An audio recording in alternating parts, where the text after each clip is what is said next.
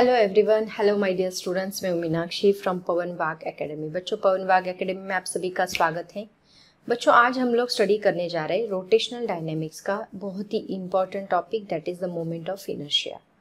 अब moment of inertia क्या होता है इसकी हम बात करने वाले हैं, लेकिन उसके पहले मैं आपको कुछ बेसिक चीज़ें बताना चाहूँगी जो कि बहुत ज़्यादा इंपॉर्टेंट है इस टॉपिक के लिए। जैसे कि देखो, ऑलरेडी हम लोगों ने फर्स्ट लेक्चर में स्टडी किया था कि ट्रांसलेटरी मोशन क्या होती है, ट्रांसलेटरी मोशन क्या होती है एंड रोटेशनल मोशन क्या होता है। आज मैं वापस थोड़ा सा इसको रिवाइज करूंगी। रोटेशनल मोशन, देखो, जब एक सिंगल पार्टिकल यहाँ पे मूव होगा, मान लो एक पार्टिकल यहाँ से मूव हो रहा है, तो सिंगल पार्टिकल जब स्ट्रेट पाथ में मूव होता है तो उसको हम लीनियर मोशन कहते हैं। और जब बहुत सारे पार्टिकल्स, मतलब कोई ऑब्जेक्ट हो, कोई बॉडी हो, जब बहुत सारे पार्टिकल्स लीनियर पाथ में मूव होते तो उसको हम क्या कहते हैं, this is called as translatory motion. मतलब सिस्टम ऑफ पार्टिकल जब स्ट्रेट पाथ में मूव होगा, विथ रिस्पेक्ट टू टाइम उसकी पोजीशन चेंज करेगा, तो उसको हम क्या कहेंगे, ट्रांसलेटरी मोशन कहेंगे। वही अगर मान लो एक सिंगल पार्टिकल रोटेट हो रहा है, single particle along the circumference of the circle rotate हो रहा है, तो उसको हम सर्कुलर मोशन कहते हैं। लेकिन मान लो कोई सिस्टम ऑफ पार्टिकल है, सिस्टम ऑफ पार्टिकल रोटेट हो रहा है, रिवोल्यूशन कर रहा है, ओके, तो उसको हम क्या कहेंगे, this is called as rotational motion. मतलब जो सिंगल पार्टिकल की लीनियर मोशन होती है, उसी सिस्टम ऑफ पार्टिकल की ट्रांसलेटरी मोशन होती है। सिंगल पार्टिकल की यहाँ पे सर्कुलर मोशन होती है और उसी सिस्टम ऑफ पार्टिकल्स की यहाँ पे क्या होती है, रोटेशनल मोशन होती है। तो आज हम लोग बच्चों रोटेशनल मोशन टॉपिक स्टडी करने वाले हैं, और जो कि बहुत ही ज़्यादा इंपॉर्टेंट है। उसके लिए पहले हम क्या स्टडी करेंगे, मोमेंट ऑफ इनर्शिया होता क्या है, ओके। अभी इसकी कुछ एनालॉगस क्वांटिटी है, वो भी हम लोग देखेंगे स्टेप बाय स्टेप। जैसे कि इसमें फोर्स होता है, इसमें टॉर्क होता है, इसमें मास होता है, इसमें क्या होता है उसकी हम बात करने वाले। इसलिए पहले मास क्या होता है उसके रिलेटेड मैं आपको टॉपिक थोड़ा सा एक्सप्लेन करूँगी, उसके बाद हम लोग इनर्शिया की बात करेंगे। तो देखो, सबसे पहले मास की डेफिनेशन क्या होती है, आप सबको पता है, बचपन से स्टडी करते आ रहे, the quantity of matter possessed by the body. Body में कितना क्वांटिटी ऑफ मैटर होता है, कितना मैटर अवेलेबल है, कितना कंटेंट है। मतलब जैसे कि कोई ये मार्कर है, ये प्लास्टिक का बना हुआ है, तो इसमें कितना प्लास्टिक है उसको हम मास कहते हैं, है ना। लेकिन यहाँ पे मैं थोड़ा सा अलग डेफिनेशन आपको बताने वाली हूँ। मान लो ये बॉडी है, इसको हमने यहाँ पे ट्रांसलेटरी मोशन दिया, राइट ना। तो ट्रांसलेटरी मोशन देने के लिए मुझे कुछ फोर्स अप्लाई करना पड़ा। फोर्स अप्लाई करने की ज़रूरत क्यों पड़ी, क्योंकि उस बॉडी में ऑलरेडी क्वांटिटी ऑफ मैटर है जो मुझे क्या कर रहा है, अपोज करने का काम कर रहा है।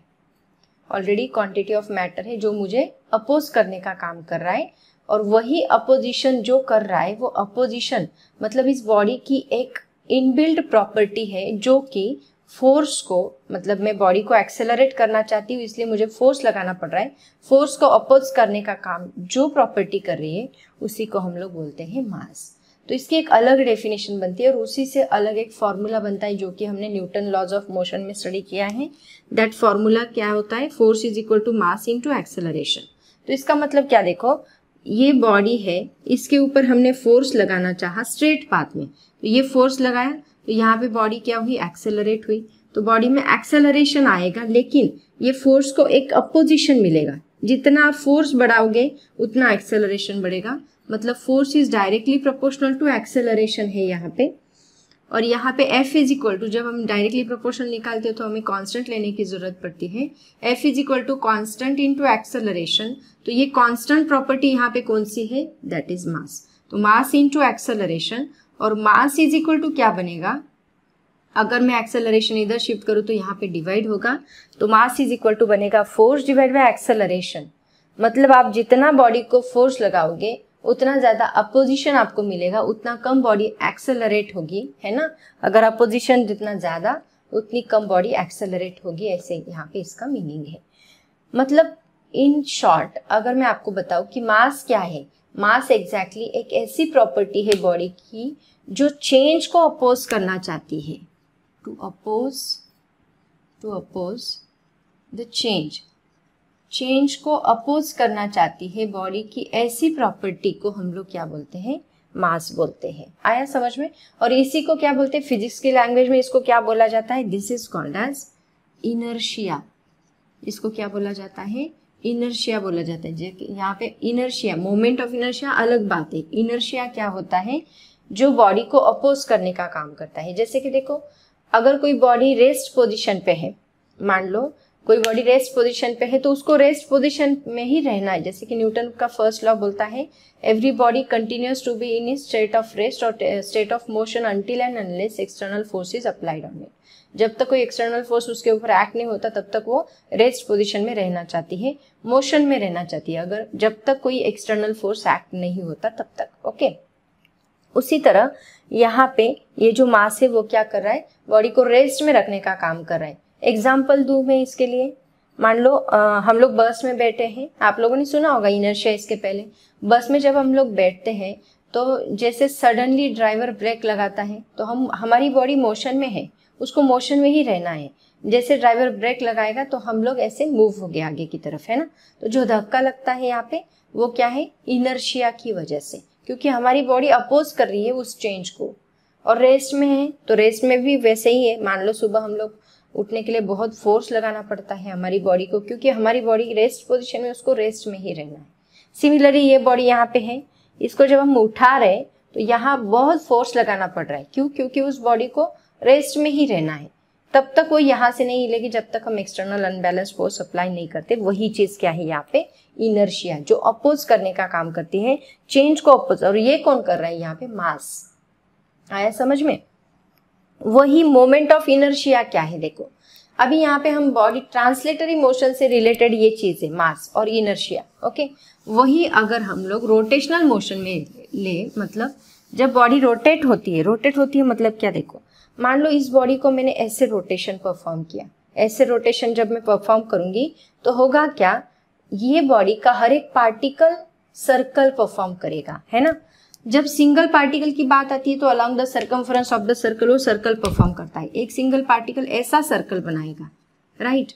लेकिन अभी मान लो ये पूरी बॉडी भरी हुई है, ऐसे कंटेंट है, इसमें कुछ मैटर है, पार्टिकल्स है।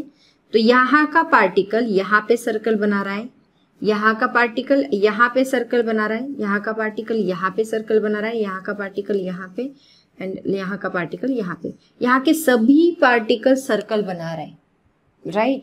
या इसका मतलब क्या कि बॉडी जब रोटेट होती है तो यहाँ पे एक single particle circular motion perform नहीं कर रहा है, सभी पार्टिकल सर्कुलर मोशन परफॉर्म कर रहा है। और यही मेन डिफरेंस है किसमें? सर्कुलर मोशन में, सर्कुलर मोशन में एंड रोटेशनल मोशन में। रोटेशनल मोशन मतलब, देखो मैं बताती हूँ दोनों में डिफरेंस क्या है। सर्कुलर मोशन मतलब क्या? जब एक single particle along the circumference of the circle perform करता है तो उसको हम सर्कुलर मोशन बोलते हैं। लेकिन वही बहुत सारे एक ही ऑब्जेक्ट के सभी पार्टिकल्स सर्कुलर मोशन कर रहे हैं एक साथ, है ना, तो उसको हम बोलेंगे रोटेशनल। जैसे कि मैं आपको एग्जांपल दूं, around the sun earth rotate होती है ना। अराउंड द सन अर्थ, ये सन है यहाँ पे और अर्थ यहाँ पे रोटेट हो रही है कुछ इस प्रकार। तो अर्थ जब रोटेट हो रही है तो ये एक सिंगल पार्टिकल जैसे यहाँ पे बिहेव कर रही है। तो earth around the sun rotate हो रही है तो ये सर्कुलर मोशन हो गई। वही अर्थ खुद को ही रोटेट कर रही है ना, मतलब स्पिन भी हो रही है, स्पिनिंग भी कर रही है। मतलब जब वो खुद रोटेट होती है, रिवोल्यूशन परफॉर्म करती है, तो वो क्या है? उसका रोटेशनल मोशन है। समझ में आया सबको? यहाँ ये रिवोल्यूशन हो गया। और जब वो खुद रोटेट होगी, खुद स्पिनिंग करेगी, तो वहाँ पे उसका हर एक पार्टिकल क्या कर रहा है? क्योंकि आपको पता है ना, ज्योग्राफी में आप लोगों ने स्टडी किया होगा, अर्थ खुद भी रोटेट होती है और सन का भी रिवोल्यूशन कंप्लीट करती है। तो यहाँ पे सन का जो है, सन अराउंड द सन जो रोटेट हो रही है उसको हम बोलेंगे सर्कुलर मोशन, और जो खुद को रोटेट कर रही है तो उसको हम बोलेंगे रोटेशनल मोशन। ये दोनों में डिफरेंस है। तो बच्चों देखो, यहाँ पे यहाँ का जो पार्टिकल है वो यहाँ पे सेंटर बना रहा है। इन सबका सेंटर तो एक ही है, इन सबका सेंटर यहाँ पे ही है, सबका सेंटर यहाँ पे है। तो ये जहाँ इस सेंटर से अगर मैं ऐसा एक एक्सिस बना दूं, ये सेंटर से अगर मान लो मैंने एक ऐसा एक्सिस बना दिया, तो इस एक्सिस को हम लोग क्या कहेंगे? This is called as, along this axis सभी पार्टिकल रोटेट हो रहे, तो इसको हम क्या कहेंगे, this is called as axis of rotation. और अभी आगे जाके जितने भी डिस्टेंसेस हम लोग लेने वाले हैं ये एक्सिस से लेंगे, एक्सिस ऑफ रोटेशन। अब देखो मान लो मैंने एक्सिस ऑफ रोटेशन चेंज किया, let me check the video बच्चों, यस इट इज ओके। अब देखो मान लो यहाँ पे मैंने एक्सिस ऑफ रोटेशन चेंज किया, देखो मान लो मैंने एक्सिस ऑफ रोटेशन कुछ ऐसे कर दिया, तो अब क्या होगा, यहाँ का पार्टिकल यहाँ पे सर्कल बनाएगा, यहाँ का पार्टिकल यहाँ पे सर्कल बनाएगा, यहाँ का पार्टिकल यहाँ पे सर्कल। अगर इन सबका मैं सेंटर ऑफ मास लूँ, सेंटर ऑफ मास पता है आपको, सेंटर ऑफ मास वो चीज होती है जिसमें whole mass of the body is concentrated. अभी इन सब का सेंटर जो है ये सेंटर रहेगा, इसको मैं सेंटर ऑफ मास नहीं बोलूंगी, इसको सेंटर ही बोलूंगी। मान लो यहाँ के पार्टिकल ने यहाँ पे सर्कल बनाया, यहाँ के पार्टिकल ने यहाँ, इन सब का सेंटर देखो, सेंटर एक ही लाइन में आ रहा है। और अगर ये सभी सेंटर हम लोग कनेक्ट कर दे तो ये सेंटर जो है जहाँ पे हम कनेक्ट करेंगे यहाँ पे एक एक्सिस बनेगा, उसी को हम लोग क्या कहेंगे, एक्सिस ऑफ रोटेशन। जैसे कि मान लो ये बॉडी है, ये बॉडी मैं ऐसे भी रोटेट कर सकती हूँ, है ना, तो इसका एक्सिस ऑफ रोटेशन ये आएगा। मान लो ये बॉडी को मैंने ऐसे पकड़ा एंड पे और इसको मैं ऐसे रोटेट कर रही हूँ, है ना, तो यहाँ पे इसका एक्सिस ऑफ रोटेशन यहाँ पे आएगा। अगर मैंने इसको ऐसे रोटेट किया तो इसका एक्सिस ऑफ रोटेशन यहाँ पे आएगा, ऐसे आएगा। अगर मैं इसको ऐसे रोटेट कर रही हूँ तो इसका एक्सिस ऑफ रोटेशन यहाँ पे आएगा। तो एक्सिस ऑफ रोटेशन आप कहाँ से स्टार्ट करें बॉडी को रोटेट करना, और सबका सेंटर जो आएगा, सभी का सेंटर एक ही लाइन में आएगा लेकिन, और वो एक लाइन को हम लोग क्या बोलेंगे, एक्सिस ऑफ रोटेशन। तो आगे जाके जितने भी डिस्टेंसेस से हम लोग यहाँ से ही लेने वाले हैं axis of rotation.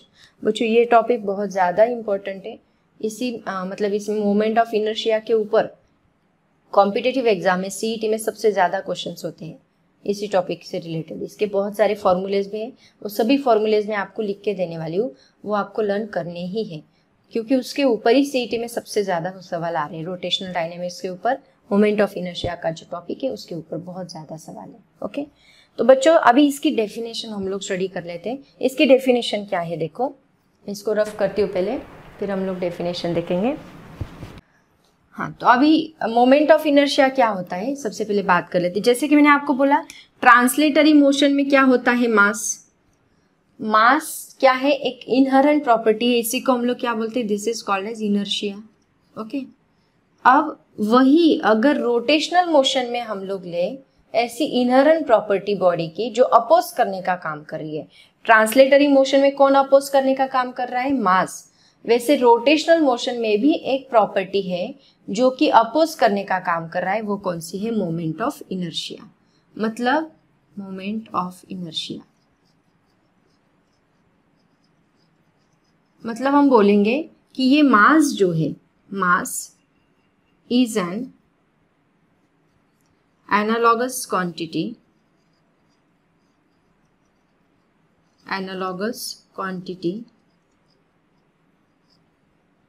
of moment of inertia। ये क्वेश्चन भी आपको पूछा जाता है, moment of inertia in rotational motion, in rotational motion. Okay, it is very very important, एक एनालॉगस क्वांटिटी। अब बात करते हैं कि इसकी डेफिनेशन क्या है। देखो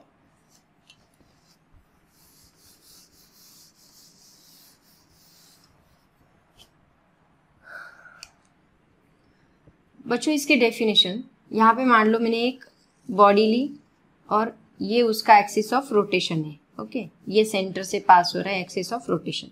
मान लो मैंने यहाँ पे एक पार्टिकल लिया, उसका नाम है m1, यहाँ पे पार्टिकल लिया उसका नाम है m2, यहाँ पे पार्टिकल लिया उसका नाम है m3, और ऐसे बहुत सारे पार्टिकल से मान लो mn। इसका यहाँ से perpendicular distance axis of rotation से मान लो r2 है, इसका r1 है, इसका rn है एंड इसका r3 है।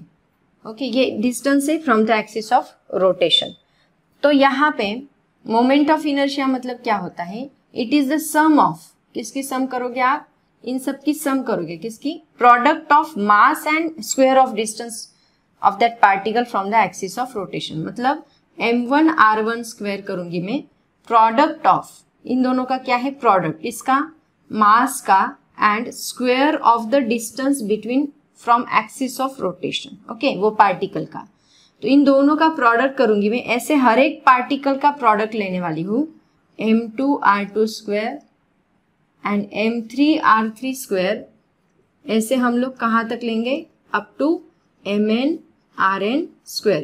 तो इन सब की एडिशन हम लोग करेंगे और सम, इसी को हम लोग क्या बोलते हैं, this is called as moment of inertia. अगर आपको आगे जाके कोई बोले मोमेंट ऑफ इनर्शिया निकालो इस बॉडी का, तो आप सीधा सीधा ये फॉर्मूला यूज करोगे और उसका मोमेंट ऑफ इनर्शिया निकालोगे। देखो, तो इसको हम कैसे लिखते हैं शॉर्ट में, I is equal to summation of mi ri square. इसको हम बोलते हैं समेशन। समेशन मतलब इन सब की सम, एक ही फॉर्मूले में आ गया, mi ri स्क्वायर। कहाँ से कहाँ तक, I इज इक्वल टू 1 से लेके n तक। तो ये इसका फॉर्मूला है, बहुत सिंपल फॉर्मूला है।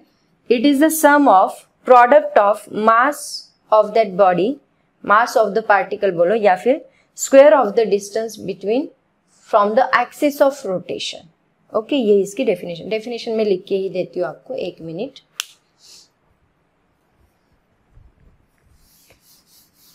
सब लोग डेफिनेशन नोट डाउन करेंगे बहुत अच्छे से।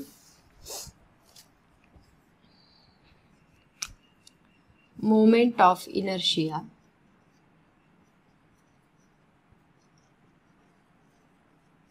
is defined as the sum of product of mass of each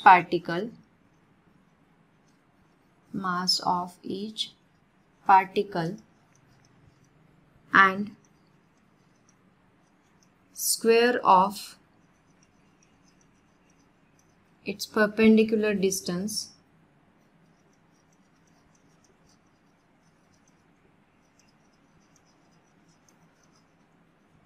from the axis of rotation.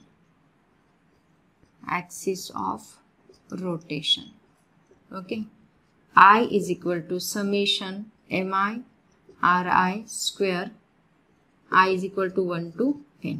ऐसे हम लोग इसका फॉर्मूला लिखेंगे। बच्चों जल्दी से ये नोट डाउन करो, स्क्रीनशॉट निकालो चाहे तो।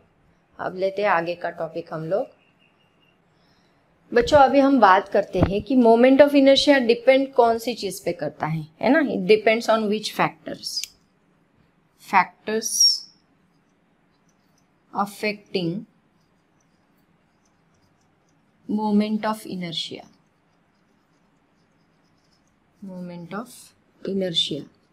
ओके, देखो यहाँ पे सबसे इंपॉर्टेंट बात इनर्शिया, सबसे इंपॉर्टेंट बात मास, और सबसे इंपॉर्टेंट बात है उसका डिस्ट्रीब्यूशन ऑफ मास, मतलब आर। तो मुझे एक बात बताओ, मोमेंट ऑफ इनर्शिया कौन सी चीज का ज्यादा रहेगा। मान लो मैंने एक रिंग ली, उसका मोमेंट ऑफ इनर्शिया ज्यादा रहेगा, या मैंने एक स्पीयर लिया, उसका मोमेंट ऑफ इनर्शिया ज्यादा रहेगा। सोच के बताओ, एक रिंग ली, उसका मोमेंट ऑफ इनर्शिया ज्यादा रहेगा, या एक स्पीयर लिया, उसका मोमेंट ऑफ इनर्शिया ज्यादा रहेगा। देखो, मान लो दोनों का मास यहाँ पे सेम है, हम मानते हैं कि इन दोनों का मास सेम है, इसका भी मास सेम है, इसका भी मास सेम है, दोनों का मास mm है, लेकिन यहाँ पे डिस्ट्रीब्यूशन ऑफ मास जो है, मतलब R जो है वो हर एक क्वांटिटी का अलग अलग है, हर एक पार्टिकल का अलग अलग है। यहाँ पे देखो, मैं एक्सिस ऑफ रोटेशन यहाँ से ले रही हूँ, ये एक्सिस ऑफ रोटेशन है, तो यहाँ हर एक पार्टिकल का जो मास का डिस्ट्रीब्यूशन है, मतलब जो डिस्टेंस है वो सेम आने वाला है। मतलब ये 10 10 10 आएगा, ये सबका 10 10 मान लो, हम मान के चलते ये सबका 10 है। लेकिन यहाँ पे देखो, ये एक्सिस ऑफ रोटेशन है, यहाँ के पार्टिकल का डिस्टेंस तो नहीं के बराबर है।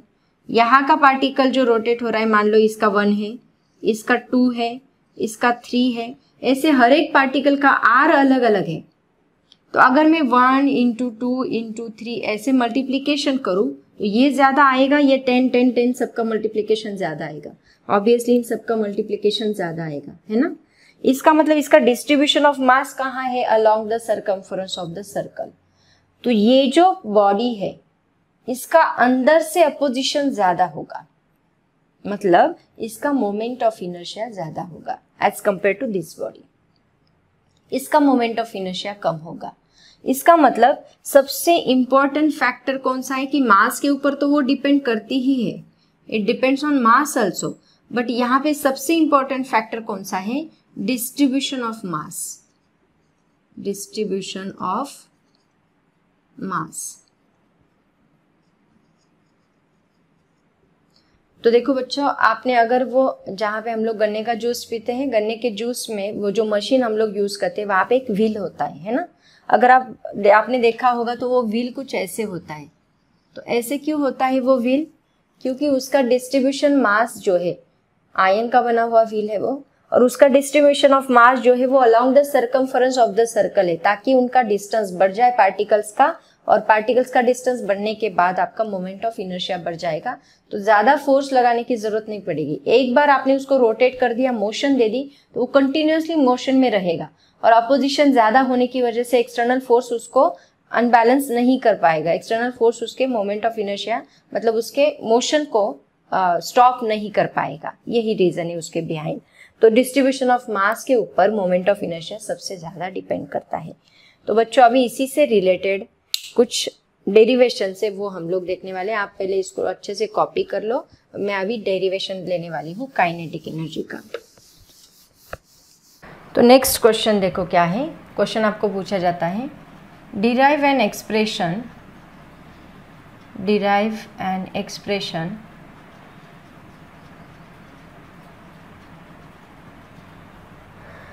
for kinetic energy of a rotating body, for kinetic energy of a rotating body,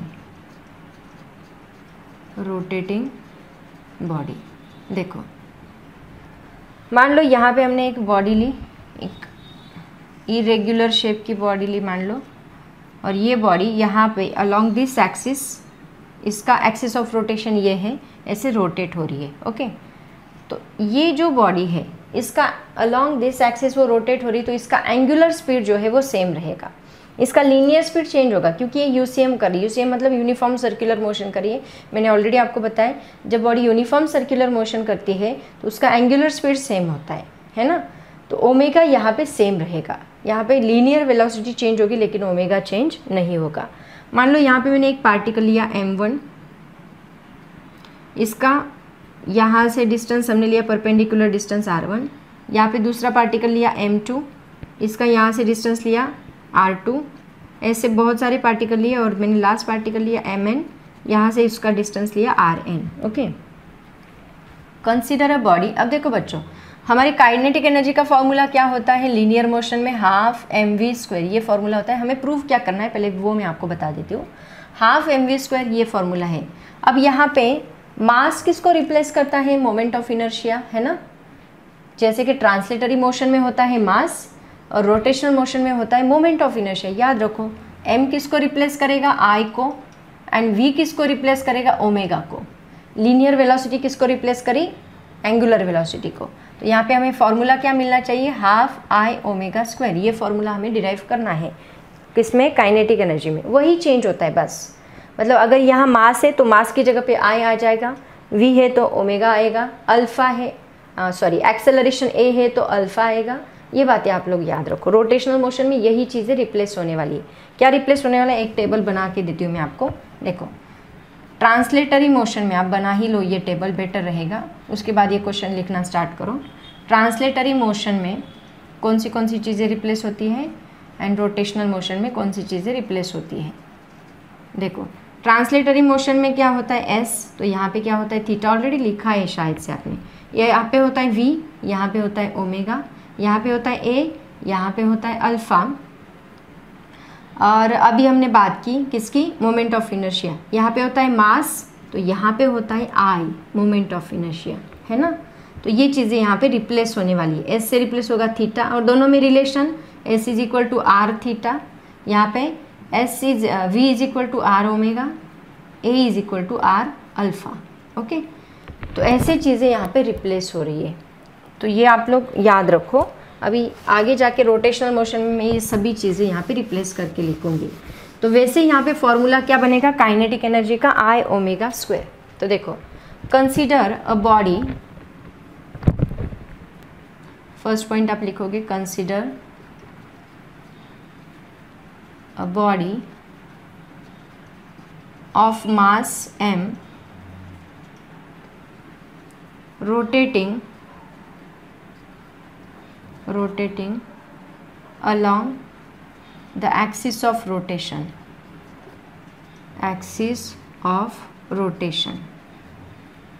okay. Second point, let m1 m2 m3 up to mn be the masses of the particles। ऐसे ही आप लोग answer लिखा करोगे exam में। Third point, let r1 r2 up to rn be the perpendicular distance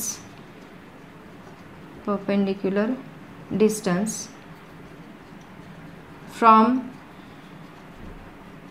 the axis of rotation, okay. Third point, body क्या perform कर रही है, यूनिफॉर्म सर्कुलर मोशन। मैंने आपको ऑलरेडी बोला ये सभी ऐसे आना चाहिए step by step.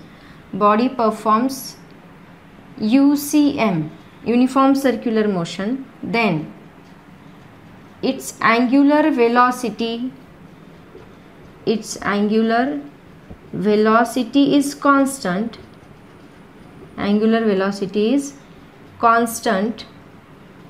but linear velocity changes,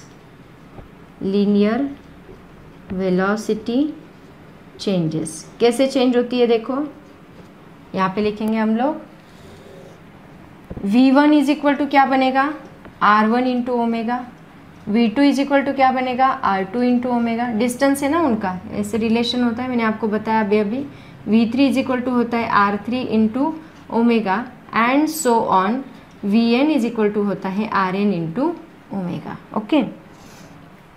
अब देखो ये हो गया आपका v1 r1 omega, v2 r2 omega, v3 r3 omega. अब हमें पता है काइनेटिक एनर्जी क्या होती है, उसका फॉर्मूला हम लोग लिखते हैं, kinetic energy in translatory motion, kinetic energy in translatory motion क्या होती है kinetic energy, it is half into mv²। अब यहाँ पे मैं काइनेटिक एनर्जी वन पार्टिकल की, फर्स्ट पार्टिकल की लेती हूँ, तो ये बनेगा v1²। तो इसी की v1 की जगह पे ये फॉर्मूला पुट करो, half into m1 into r1² omega, है ना। Similarly kinetic energy of second particle क्या बनेगी, half into m2 into m2 into v2² is equal to, यहाँ m1 चाहिए sorry, half m2 r2² ओमेगा²। Similarly ऐसे हम लोग kinetic energy of n particle लेंगे, n particle, half mn vn² is equal to half mn rn² into omega, okay. तो ये kinetic energy होगी translatory motion की।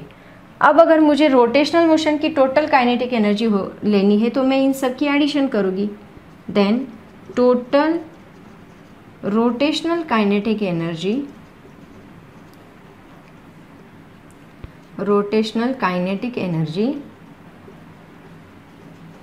is the sum of all translatory kinetic energy,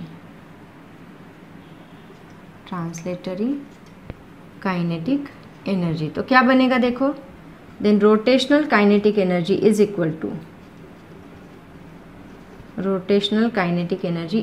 to half m1 r1² omega, सबको add करो, plus half m2 r2² omega and so on, half mn rn² omega. बच्चों देखो इसमें सब में हाफ कॉमन है, ओमेगा² कॉमन है, उसको बाहर निकाल लो।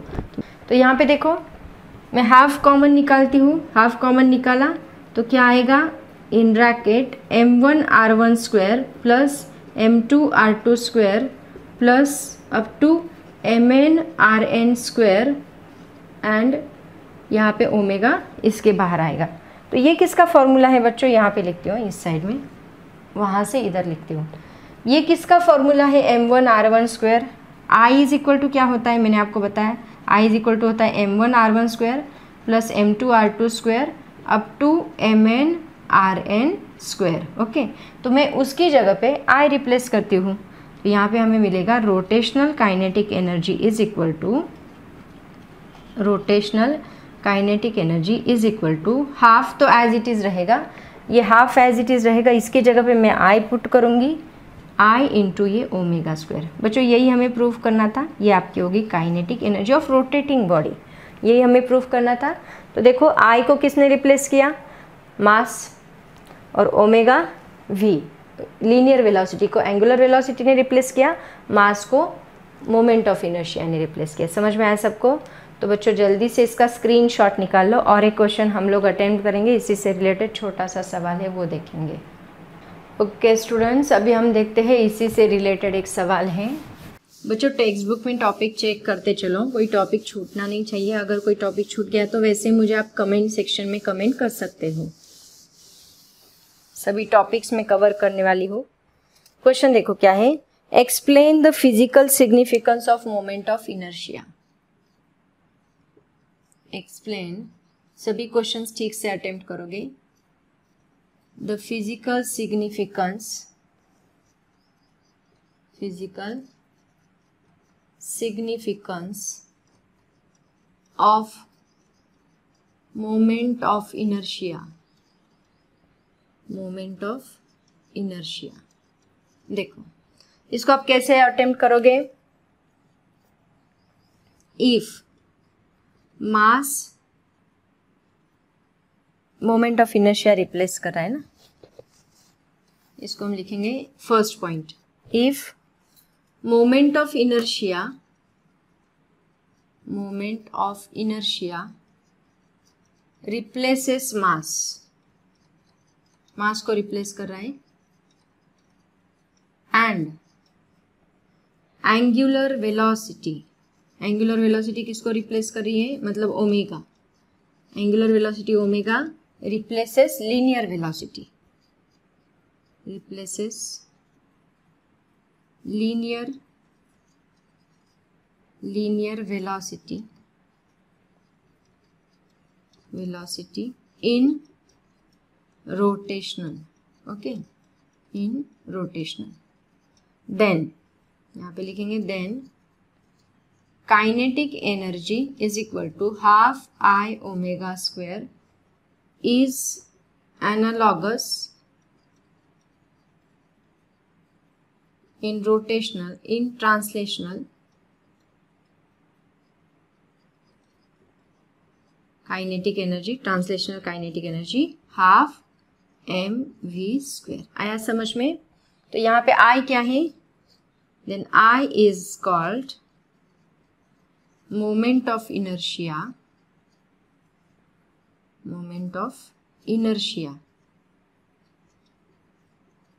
in rotational motion, in rotational motion। Okay, तो यहाँ पे ये हो गया 3 पॉइंट, और चौथा पॉइंट आप क्या लिख दो, कौन से फैक्टर पे डिपेंड्स करता है, hence moment of inertia, moment of inertia is depends on, is depends on, किस पे डिपेंड करता है, first mass and second distribution of mass, distribution of, ये बहुत इंपॉर्टेंट है, distribution of mass पे डिपेंड करता है। R जितना ज़्यादा, मास तो चेंज नहीं होगा बॉडी का, मास उतना ही रहेगा, आप चाहे उसको कैसे भी रोटेट करो, लेकिन उसका जो परपेंडिकुलर डिस्टेंस है वो चेंज होने से बहुत ज़्यादा मैटर करता है मोमेंट ऑफ इनर्शिया पे। तो डिस्ट्रीब्यूशन ऑफ मास पे वो बहुत ज़्यादा डिपेंड करता है। ओके, तो आप इसका आंसर ऐसे लिखोगे। चलो इसका जल्दी से स्क्रीनशॉट निकाल लो बच्चों। तो बच्चों ये था हमारा मोमेंट ऑफ इनर्शिया, अभी तक खत्म नहीं हुआ, ये जस्ट स्टार्ट हुआ है। आज एक डेरिवेशन हमने लिया है, इसके बहुत सारे फॉर्मूले से वो भी मैं लेने वाली हूँ। ये सब की आपको लिस्ट बना के दूंगी और उससे रिलेटेड कुछ सीईटी के सवाल है वो भी हम लोग देखेंगे, कुछ जेई के सवाल वो भी हम लोग देख लेंगे, नीट के भी देखेंगे। बीच बीच में थोड़े बहुत क्वेश्चंस मैं आपको बताने वाली हूँ, ठीक है। तो बच्चों आई थिंक आज हम यहीं पे रुकते हैं। इसका बेसिक इंट्रोडक्शन हुआ है और एक डेरिवेशन भी हमने कंप्लीट किया है, एक दो सवाल भी किए हैं। डेफिनेशन वगैरह सब आप ठीक से नोट डाउन करो, अच्छे से कॉपी करो, जो मैं बताती हूँ वहाँ पे आप लोग खुद सॉल्व करो और खुद कोशिश करो कि सब लर्न हो जाए, है ना। आप अभी से स्टार्ट करोगे लर्निंग तो आपको एंड वक्त पे, मतलब जब एग्जाम आएगी तो ज़्यादा बर्डन नहीं आएगा। जितना टॉपिक रेगुलरली करोगे उतना अच्छा है, और रिवीजन मस्ट, जितना ज़्यादा रिवाइज करोगे उतना आपके लिए अच्छा है। तो बच्चों अगर आपको वीडियो अच्छा लगे तो उसको लाइक ज़रूर करें और चैनल को सब्सक्राइब करें। आज हम यहीं पे रुकते हैं। ऑल द वेरी बेस्ट, पढ़ाई करते रहो। Thank you so much and bye bye.